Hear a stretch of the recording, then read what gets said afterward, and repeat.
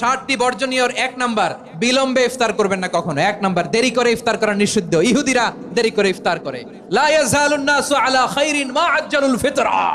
বিশ্বনবী বলেছেন, এই উম্মত যতদিন আগে আগে ইফতার করবে, এই উম্মতের কপাল থেকে কল্যাণ কেউ ছিনিয়ে নিতে পারবে না। চিল্লায় বলেন ঠিক কিনা? আজানের জন্য বসে থাকবেন না, সময় দেখবেন। স্থানীয় সময় যখন সূর্যাস্ত হওয়া মাত্রই বিসমিল্লাহ, খেজুর খেয়ে ফেলবো। পারবেন তো নাকি দেরি করবেন? 2 নাম্বার, রমাদানের পবিত্রতা বজায় রাখবো। কোনো তর্ক বিতর্ক অশ্লীলতায় আমরা জড়াবো না, ঝগড়া করবো না, সরাসরিও না, ফেসবুকেও না। করবেন কেউ গালি দিলে বলবেন ইন্নিমরুউন সায়েম, আমি রোজাদার।